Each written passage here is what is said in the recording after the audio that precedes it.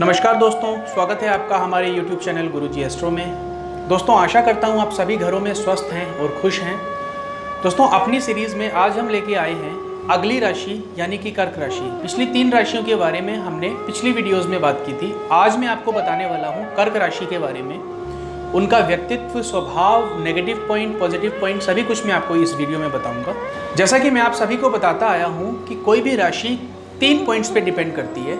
पहला है उसका प्राकृतिक स्वरूप, दूसरा उसका तत्व और तीसरा राशि का स्वामी। तो सबसे पहले हम बात करेंगे इसके प्राकृतिक स्वरूप की।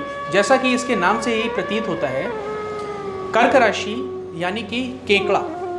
जब हम कर्क राशि को देखते हैं तो इसकी जो आकृति है वो केकड़े की तरह दिखती है। देखिए दोस्तों, जो केकड़ा होता है वो जल में और थल में दोनों जगह रह सकता है। सेम कर्क राशि के जातक अच्छे टाइम में और बुरे टाइम में वो अपने आप को ढाल लेते हैं, अपने आप को संभाल लेते हैं। तो ये जो विशेषता है ये कहीं ना कहीं केकड़े से ऐसे जातकों के अंदर आती है। दूसरा, आपने कभी देखा होगा कि केकड़ा कभी किसी को काटता है या डंक मारता है तो उसका पकड़ जो है बहुत मजबूत होती है और वो उसको छोड़ता नहीं है। सेम चीज़ जो है, सेम रूल अप्लाई होता है कर्क राशि के जातकों के ऊपर।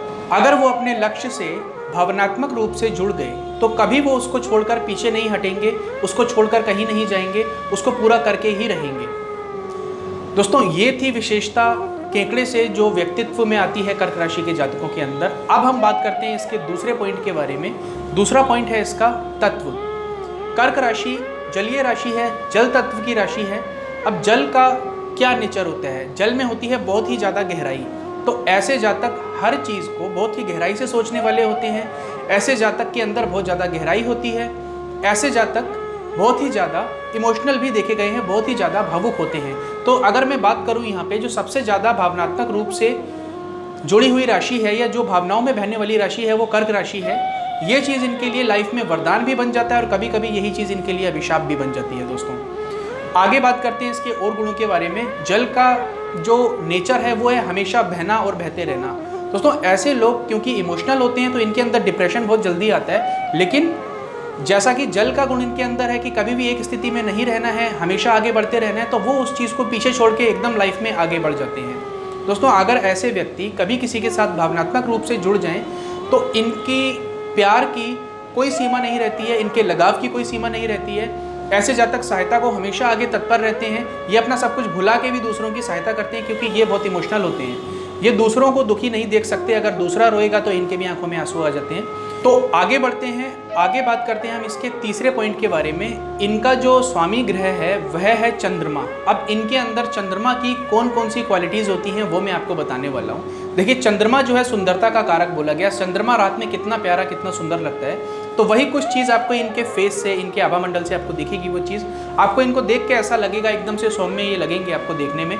दूसरी अगर आगे बात करें इसमें, तो चंद्रमा कहीं ना कहीं प्रेम का भी कारक होता है और प्रेम इनके अंदर अथाह भरा हुआ है। दोस्तों ये बहुत ही ज़्यादा कलात्मक प्रवृत्ति के व्यक्ति होते हैं। इनके अंदर कलात्मक गुण बहुत ज़्यादा पाए जाते हैं। ये संगीत को पसंद करने वाले हैं, किसी भी कला को ये पसंद करने वाले होते हैं। ऐसे जातकों के लिए एक सजेशन है, अगर आपको म्यूज़िक का या एक्टिंग का या कुछ ऐसा कलात्मक चीज़ों का शौक है तो आप उसमें एक बार ज़रूर ट्राई करें। अपनी कुंडली दिखाने के बाद आपको 90% चांसेस हैं कि उसमें कहीं ना कहीं आपको सफलता मिल जाएगी। एक गुण और है जो चंद्रमा से इनके अंदर आता है, मैं वो आपको बताऊंगा कि इनका जो मूड है, जो इनका स्वभाव है वो कहीं ना कहीं चेंज होता रहता है क्योंकि इनकी विचारधारा चेंज होती है। अगर आप चंद्रमा को देखेंगे, पूर्णिमा आने तक चंद्रमा जो है धीरे धीरे धीरे अपनी 16 कलाओं में वो बढ़ता जाता है। उसके बाद अमावस्या आने तक कृष्ण पक्ष में वह घटता जाता है। इसी प्रकार जातक का मन भी बहुत ज़्यादा प्रभावी रहता है इन चीज़ों से। कभी वो बहुत ज़्यादा खुश रहते हैं, कभी वो बहुत ज़्यादा परेशान हो जाते हैं। अगर वो खुश हैं तो वो बहुत ज़्यादा खुश होंगे, दिल से खुश होंगे। अगर वो परेशान हैं तो वो बिल्कुल दिल से अंदर तक परेशान होते हैं। लेकिन अब एक और गुण जो इनका जलीय तत्व की राशि होने के कारण है कि ये अपने इमोशंस पे एकदम से कंट्रोल कर लेते हैं अगर ये करना चाहें तो, नहीं तो ये किसी चीज़ की सीमाएँ भी लांघ सकते हैं। दोस्तों अब बात करते हैं इनके एक नेगेटिव पॉइंट की। नेगेटिव पॉइंट एज सच इनके अंदर नहीं है, लेकिन जैसा कि अभी मैंने पीछे आपको बताया कि इनका अत्यधिक भावुक होना इनके लिए कभी कभी अभिशाप बन जाता है या परेशानी का कारण बन जाता है, क्योंकि ये इमोशनल होकर कई बार ऐसे फैसले ले लेते हैं एकदम से जो कि इनके लिए आगे भविष्य में अच्छे ना हों। और कभी कभी ये किसी के साथ इतना जुड़ जाते हैं भावनात्मक रूप से कि आगे चल के इनको बहुत ज़्यादा परेशानियों का सामना करना पड़ता है। और मैं आपको एक चीज़ यहाँ पे समझाऊंगा, अगर कर्क राशि के जातक अपनी भावनाओं को अपने काबू में रख के थोड़ा सा प्रैक्टिकल होकर अपने कामों को, अपने उद्देश्यों को पूरा करें तो ये बहुत ही आगे जा सकते हैं। तो दोस्तों ये थी जानकारी कर्क राशि के जातकों के बारे में। तो दोस्तों अगर आपको मेरे द्वारा दी गई जानकारी पसंद आई है तो आप इस वीडियो को लाइक करें और हमारे चैनल को सब्सक्राइब करें। मिलेंगे आपसे बहुत ही जल्द एक नए टॉपिक के साथ। अगली राशि हम कवर करेंगे सिंह राशि। तब तक के लिए दोस्तों धन्यवाद, नमस्कार।